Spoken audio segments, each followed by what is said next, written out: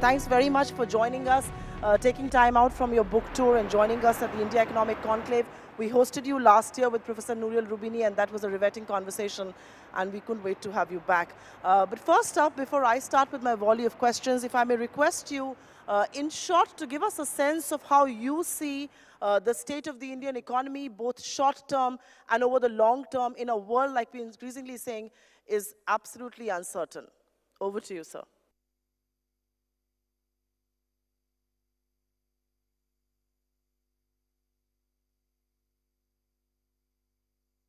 Thank you for having me at this summit. It's great to be here.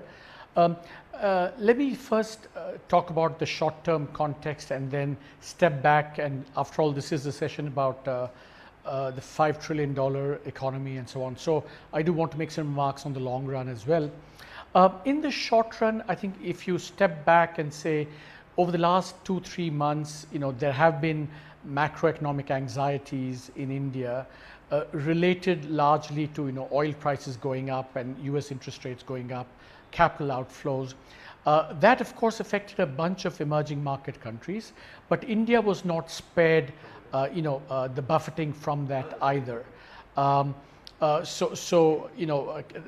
rupee declined, interest rates went up, and capital outflows happened, and there was a sense in which there were considerable anxieties.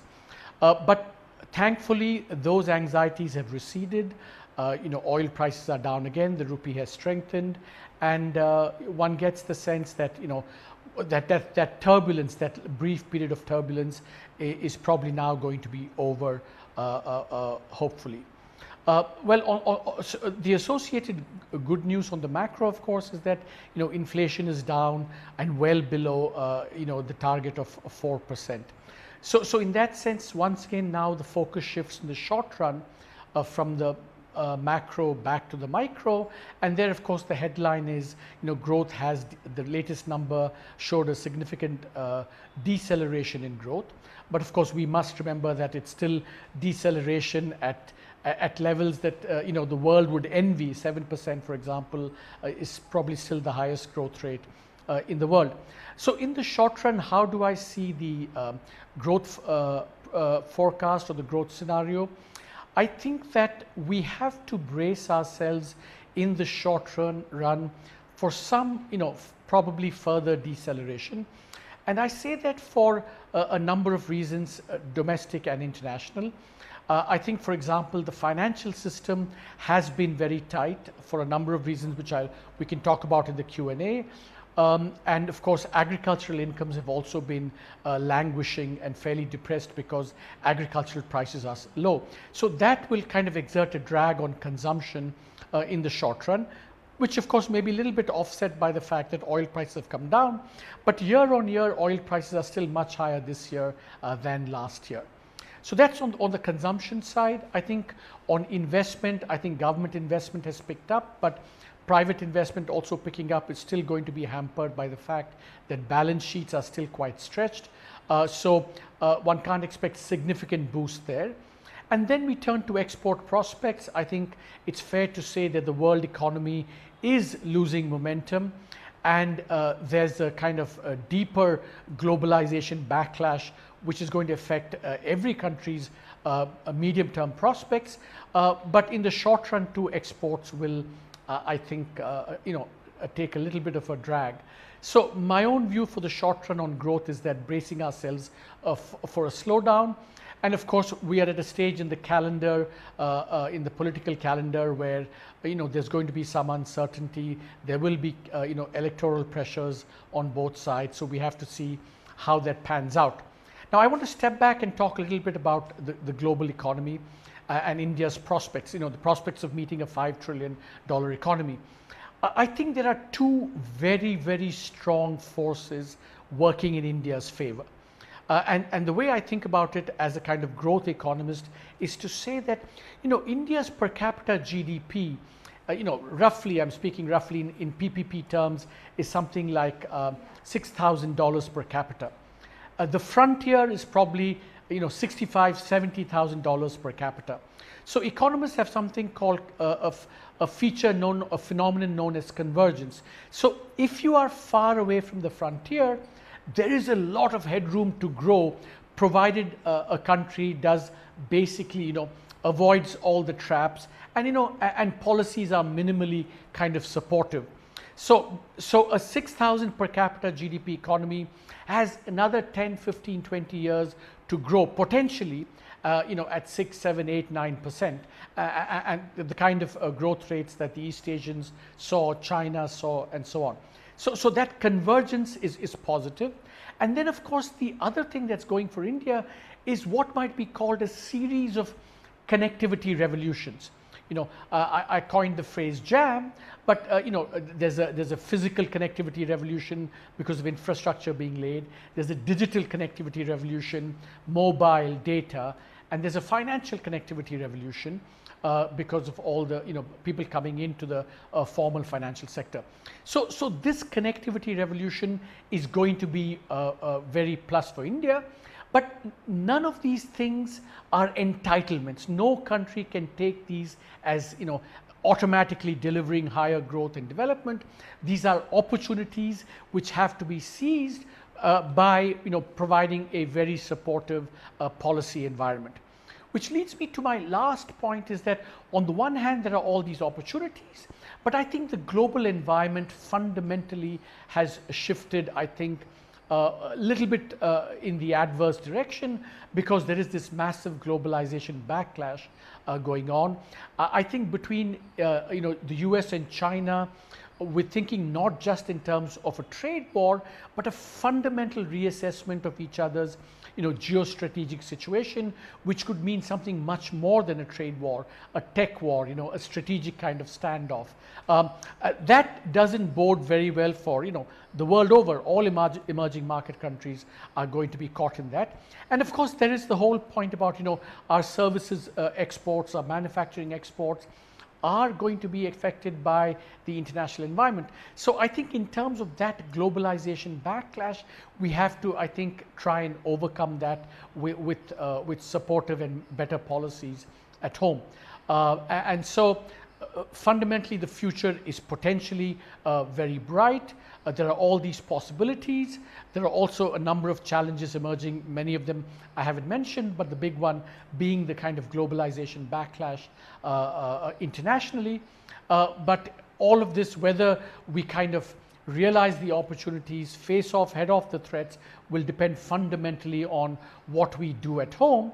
And there are a number of kind of medium-term challenges. I will just end by saying two of them, which affect both the short run and the long run, are the financial sector and agriculture, and we can talk about more of those in the Q&A. Thank you very much for that, Professor Subramanian, and I agree with you. It's the financial sector and agrarian mess that's going to perhaps arrest our growth. But before I go any further, and for all of you interested in more macroeconomy perspective, Off Council, The Challenges of the Modi-Jaitley Economy is a book that is a must-read for all of you interested in the larger landscape of Indian economy. He's out with this book after his years as CA. It is a must-read. I've read it and I can vouch for it.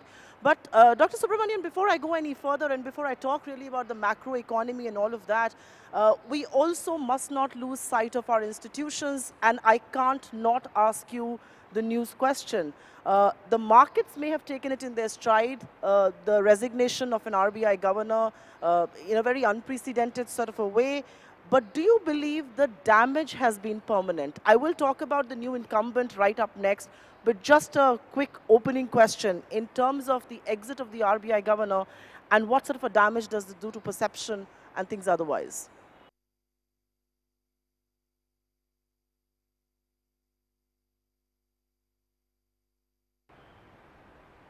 You see, I think, the way to think about this, the way I think about it is really that one has to focus on the underlying policies, not on individuals and, short-term circumstances. And I think the key things for me are the following.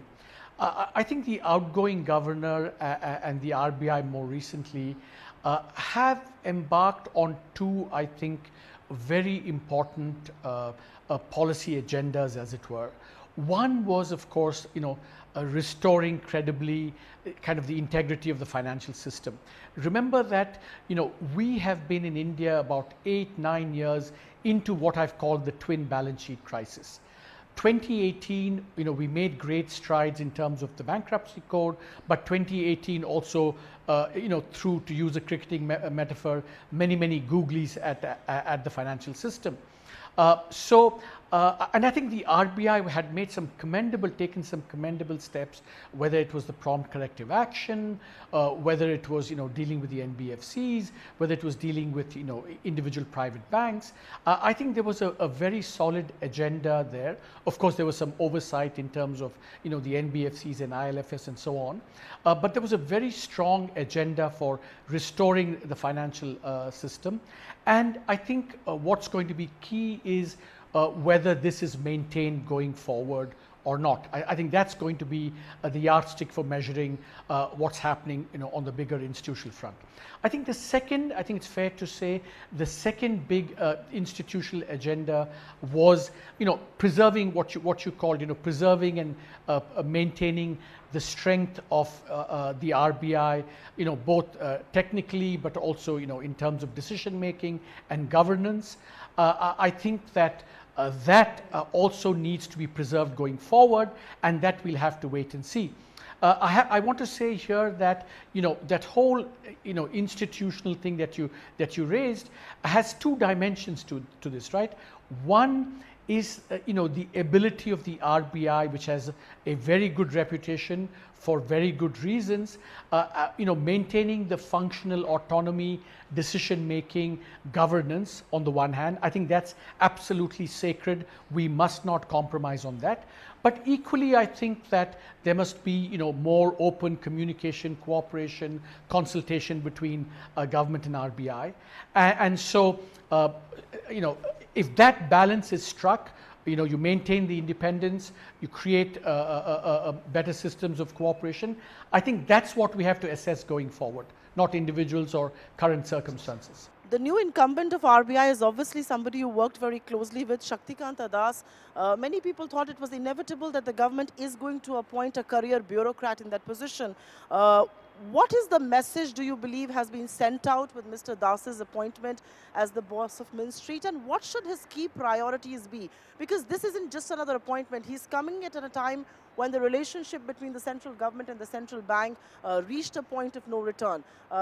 Does his immediate priority list include restoring the relationship, the channels of communication, before really looking at the financial system, the banks and everything else?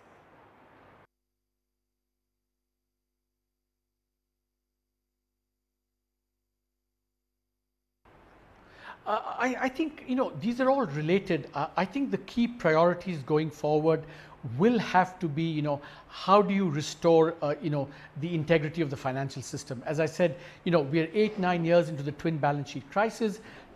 Arguably, it's actually grown in the last year with all these, financial scandals and the emergence of a new bunch of non-performing assets or potential non-performing assets.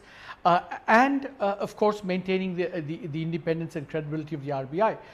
But as I said, that is sacred, inviolate. I think it matters a lot for the long run, but that has to be preserved. But at the same time, communication, whatever, all those things that make for better decision making overall finally, those have to be improved as well. So that's what we have to judge what happens going forward. Been a very vocal proponent of reviewing the whole capital framework. You've spoken about reserves very openly. At a time like this, when there is obviously, the big bone of contention between the RBI and the central government was what should one be doing with reserves? What do you think needs to be done with reserves? Of course, RBI is sitting on, a lot of reserves. The government believes it can be put to some productive use. The suspicion in the public discourse and the economic narrative is, could this be used to plug the deficit? What is your own take on reserves, and how do you believe this is best managed?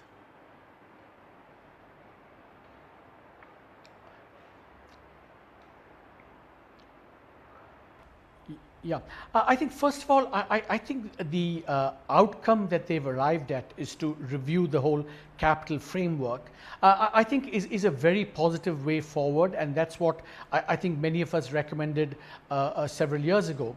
But I think there are two very clear and distinct, issues. There's first the technical issue of whether in fact the RBI has, I think just to avoid confusion, I think we should call this excess capital and not excess reserves, because reserves relate to foreign exchange reserves and people get confused. The question is whether the RBI has too much government capital in it. So there's going to be a technical evaluation of that. I and my co-authors have made an evaluation. So that's one component, and I think the committee should look into that. My own view is that there is some excess reserves, and they can come to a different opinion, but that's a technical opinion. But that has to be very distinct from what are the policy implications, even if there are excess reserves. And there my views have always been very, very clear. And I'll summarize it in 3 or 4 bullet points. One, insofar as there are excess reserves, they must only be used for restoring the financial system, recapitalizing the bank, and that too only if reforms are undertaken in the public sector banks. Even if there are excess reserves, even in order to put it into recapitalizing the banks, there must be fundamental governance reforms. Otherwise, it will be throwing good money after bad into a black hole. That's point number one. Point number two is that a corollary of that is that this money must not be used for regular financing of the deficit or other expenditure. And just to give viewers a sense of intuitively why that is the case, I think you should think of excess capital essentially as cumulative savings built up over time. In a commercial bank, the equivalent would be profits. This is in a sense cumulative profits, savings built up. So when you build up savings, you use it not for consumption or for expenditure, but you use it for long-term investment, and investing in the financial system is such a long-term investment. So that's point number two. Point number three is, and I'm adamant about that as well, that it should be done cooperatively, not unilaterally by the government or the RBI. And I think this, the whole arrangement now to set up a committee, I think goes a long way in that direction. Any sense that these excess capital is used to finance current expenditure or finance a deficit would, I think, legitimately be seen as quote-unquote raiding the RBI. And that is such a dangerous term to use in an economic narrative, raiding the reserve. So do it voluntarily, do not use it for plugging the deficit, and also use it only for bank recapitalization. The other bone of contention, I know you have a view on this, and just for the benefit of our audience and the viewers watching us, is obviously NBFCs. The big bone of contention is that the government believes the NBFC space needs more liquidity. The RBI believes system-wide liquidity is sufficient and would not want to put the economy on steroids. Do we run the risk of excessive lending and then that landing us back into what 2009 landed us?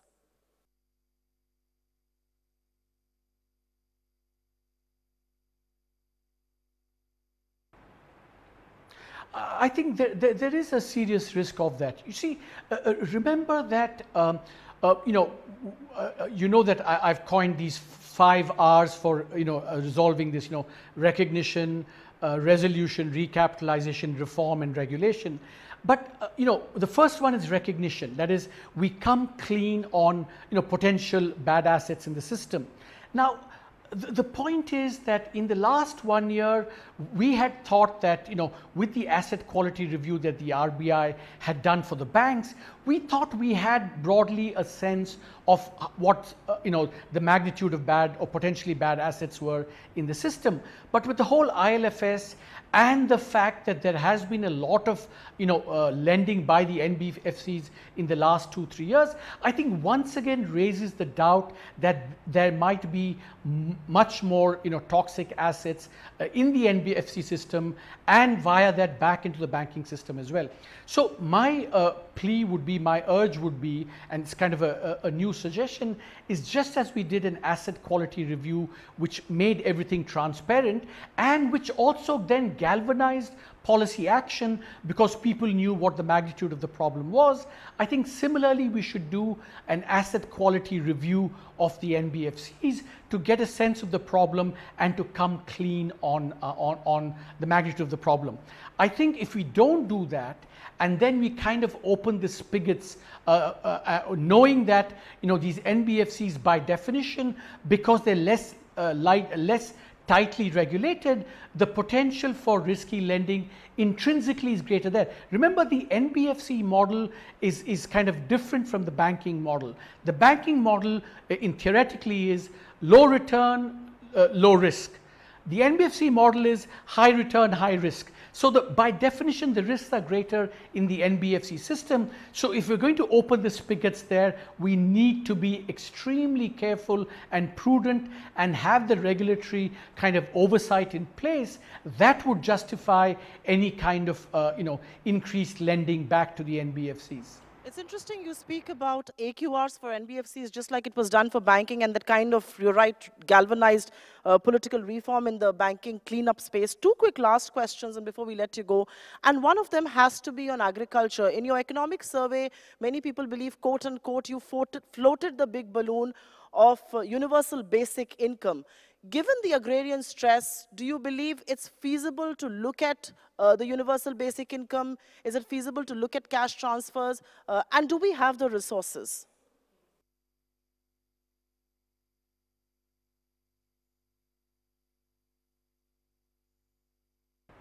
So let me make a controversial prediction and then talk about the substance. I think my own risky thing that I'm hazarding now is that, especially in the aftermath of this election and especially after what's happened in the last couple of years in agriculture, my strong suspicion and prediction is that almost every political manifesto heading into the 2019 election will have some commitment to some sort of universal basic income. I should be held responsible for that prediction. Don't forget to do that 6 months down the road when the manifestos come out. Do we have the space for that? I think a lot is going to depend upon what kind of UBI it's going to be. Is it going to be done by the center or by the states? I think that's going to be, for example, the Telangana Raitu Bandhu scheme, which could well be a model for similar UBIs experiments in other parts of India. If a state does it, I think actually you probably need less additional fiscal headroom, because the states can tell the center, give us whatever you're giving, but just don't tell us what we should use it for. We might want to use some of it for UBI. But if the center were to take a commitment on this, then of course it might have to be additional to whatever government spending that takes place, and that we have to finding resources for that might be a little bit more difficult. So it's going to be dependent very much on where it's done, how it's done, those factors. Okay. Fair point. If they do go this populist way, we'll have one man to blame, and that will be you at the Harvard University now. But last question to you. What is it that we need to do as a nation to hold back technocrats like yourselves, like Urjit Patel, and like Raghuram Rajan?